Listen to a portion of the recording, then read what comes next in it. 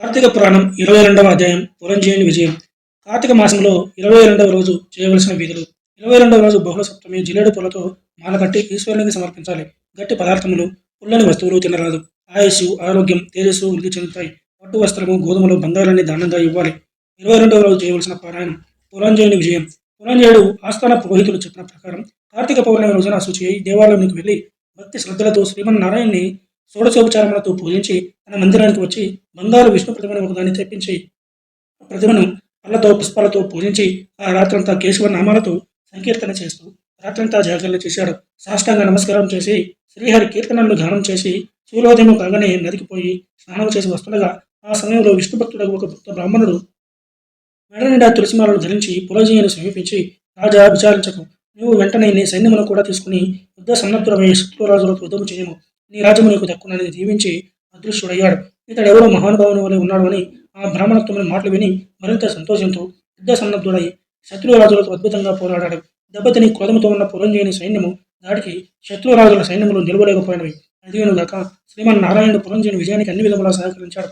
ఆ యుద్ధంలో కాంబోజాతి భూపాల రాజులు ఓడిపోయి వెనుదిరిగి పారిపోయారు. పురంజయుడు విజయం పొంది తన రాజ్యమును తిరిగి సంపాదించుకున్నాడు. శ్రీమన్నారాయణుని కటాక్షమునకు పాత్రులైన వారికి శత్రుభయం ఉండదు. విషయం త్రాగిన అమృతమే అవుతుంది. ప్రహ్లాదునికి తండ్రి విషయాన్ని ఇవ్వగా శ్రీహరిని ప్రార్థించి తాగా అది అమృతమైనది కదా. శ్రీహరి కటాక్షం వలన సూర్యచంద్రులు ఉన్నంత వరకును ధ్రువుడు చిరంజీవియే కదా. అంతా శ్రీహరి లీలా విన్యాసం. పరిణామ స్మరణ చేసిన వారికి శత్రువు మిత్రుడగును. అధర్మం ధర్మముగా మారును. దైవానుగ్రహం లేని వారికి ధర్మమే అధర్మమగును. త్రాడు పామే ఖర్చును. కార్తీక మాసమంతయు నదీ స్నానం చేసి దీపాలను దీపారాధన చేసినచో అన్ని ఆపదలు హఠాపంచడుగును.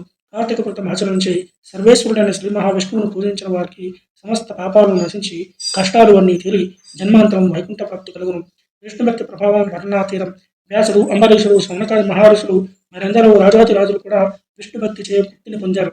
భక్త వస్తువుడైన శ్రీహరి సదా పుణ్యాత్ముని కంటికి రెప్పవలే కాపాడుచుండును. శ్రీమన్నారాయణుడు సర్వాంతర్యామి. వెయ్యి సూర్యభగవానుడు తేజస్సు గలవాడు.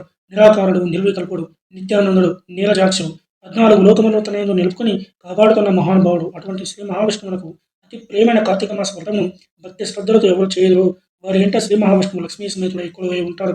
ఆ ఇల్లు సిరి సంపదలతో తొలతూగుతుంది. కార్తీక మాసంలో శుచి అయి పురాణ పఠనం చేసిన వారు, విన్నవారు సంసార సంబంధమైన పాపాల నుండి కష్టాల నుండి విముక్తులై జన్మాంతములు విష్ణులోకానికి చేరుతారు.